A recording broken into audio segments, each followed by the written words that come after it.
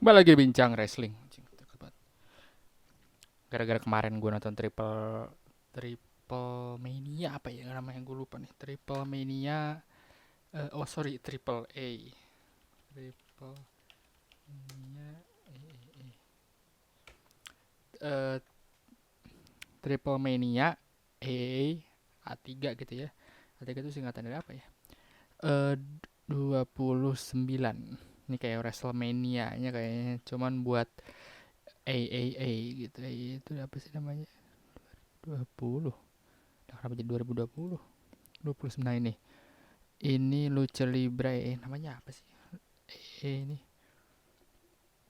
singkatannya Antonia Pena Promotion. Wah, gue ngerti lah. Pokoknya gara-gara gue kan jadi kemarin baru aja ada event itu ya di Meksiko gitu. Meksiko, ya di Mexico City. Gara-gara ada pertandingan, jadi juaranya gue baru tahu. Jadi Triple A Mega Champion ini kayak juara tertingginya kayaknya.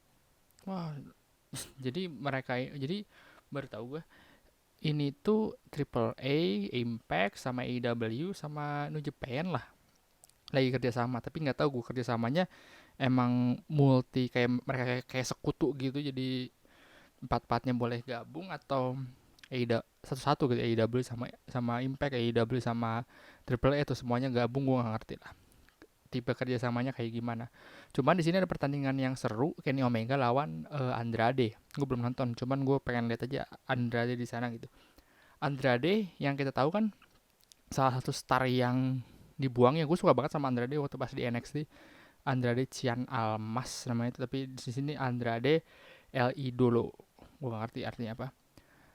Terus di pertandingan ini ada Ric Flair, yang serunya tuh Ric Flair. Jadi Andrade ada sama di ringside-nya ada Ric Flair, Kenny Omega di sini ada Conan dan Kenny Omega. Jadi rumornya tuh Kenny Omega tetap katanya sih Andrade mau dikasih Triple A Champion, cuman dari AEW request kalau misalnya Andrade kalah lagi di sini kayak booking booking Kenny Omega terlalu jelek gitu. Jadi baru aja kalah Impact di Rampage kemarin sama Christian, terus di sini kalah, jadi kayak kurang bagus buat si Kenny Omega jadi pushnya karena kan dia top AEW star gitu. Jadi kurang, jangan dulu lah kata si AEW. Akhirnya di dibolehin, jadi si Kenny Omega tetap jadi juara gitu. Si ini spoiler lah ya, untuk jadi juara ya. Udah ngomong dari tadi. Sebenarnya poinnya buat bukan itu. eh Sebenarnya yang gue pengen seru adalah di sini ada Ric Flair balik lagi, yang kayaknya gue udah lama banget juga ya nggak ngeliat Ric Flair. Dan dia segmennya tuh pasti sama Charlotte anaknya, terus dia sekarang segmennya sama pacar anaknya gitu. Kayak dia dijadiin kayak calon eh apa mertua, calon mertua, emang mereka udah lamaran gitu gitu lah. Poinnya gue sebenarnya bukan di situ sih. Poinnya gue mau ngebahas tentang WrestleMania gitu. Ini gue nggak tahu kontraknya si Ric Flair emang kontraknya free agent atau dia udah kontrak sama AEW atau gimana. Dia nggak ada 90 hari kontrak juga, dia udah cabut dari WWE sejak lama. Mungkin kontrak legend beda kali ya sama kontrak star-star yang lagi prime time. Sebenarnya yang mau gue bahas di sini itu sebenarnya gara-gara gue nonton ini gue kepikiran kayaknya emang cocoknya WrestleMania, WWE WrestleMania yang tiap ada di bulan April itu emang cocoknya jadi event nasionalnya pro wrestling gitu. Event besarnya pro wrestling. Sekarang tuh WrestleMania udah sampai WrestleMania 37 kan. WrestleMania WrestleMania 37. Nah, bener WrestleMania 37. Si Triple A ini Triple Mania itu baru 29, Impact Slammiversary itu baru mau 20 tahun nih ternyata Impact juga. Cuman nggak ada yang selama si WrestleMania ini gitu. Ini gue lihat dulu. Jadi tahun depan WrestleMania ada di AT&T Texas. Tahun 2023-nya WrestleMania 339 di California, SoFi Stadium. WrestleMania 40 ini belum ada nih. Ini di mana? Nah, kenapa gue kepikiran WrestleMania itu harusnya jadi event besar pro wrestling? Karena udah 37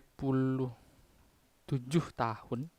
Itu 37 tahun dan dan semua pro wrestling company lainnya suka ngambil kesempatan gitu di apa minggu-minggu WrestleMania gitu, karena ya pastilah gue yakin AEW juga bakalan, dan semua mata tuh kayak ke WrestleMania karena event besar banget kan WrestleMania itu.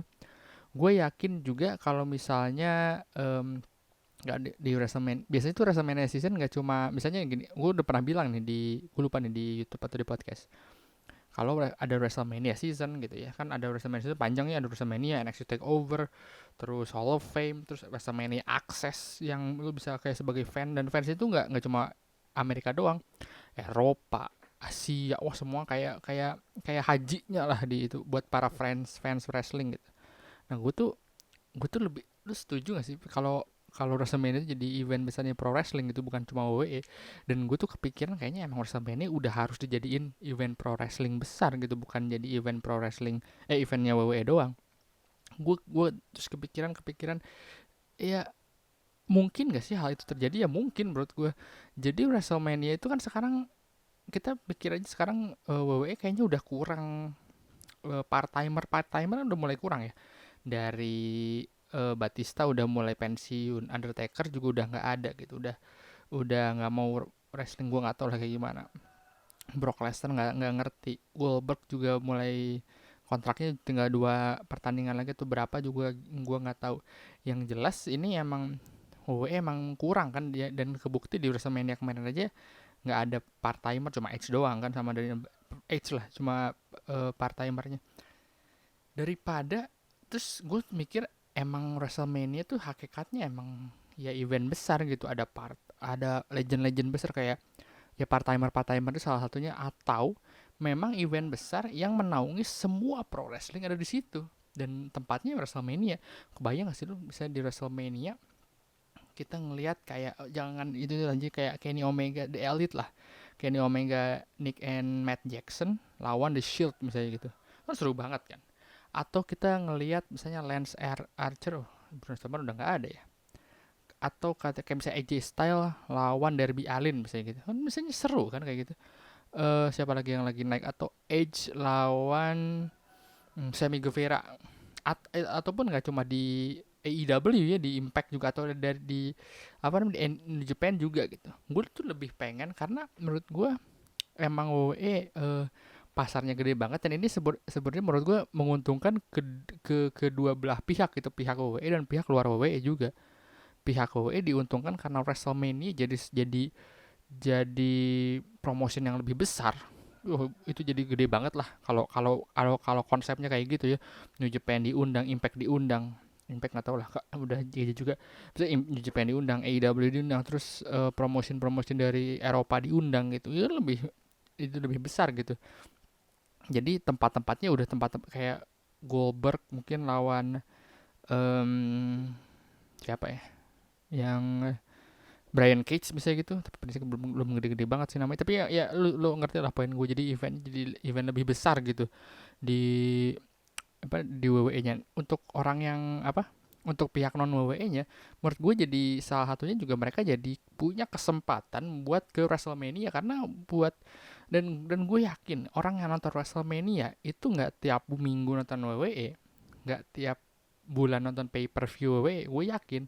Dan karena gue juga kayak gitu, gue kalau disuruh nonton WrestleMania gue mau banget gitu, tapi kalau disuruh nonton pay per view lain, kalau misalnya gue orang di Amerika dan orang gue berada ya ngemales lah. Kalau kalau kayak sekarang gue di Indonesia gitu, terus gue ditawarin nonton pay per view kayak misalnya pay per view Fastlane atau apalah, pay per view WWE, ya gue mau aja karena gue belum pernah nonton langsung kan.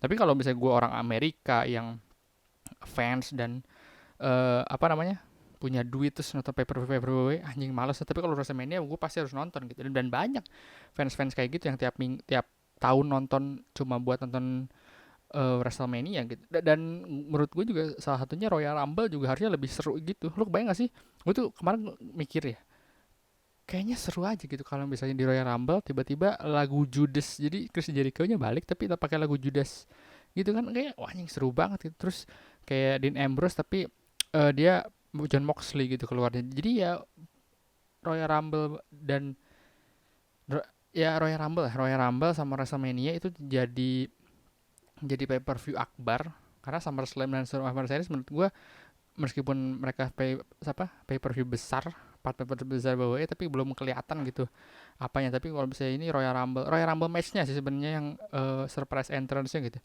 Dan WrestleMania menurut gue harusnya bisa jadi event besar buat pro wrestling ya, bukan WWE gitu.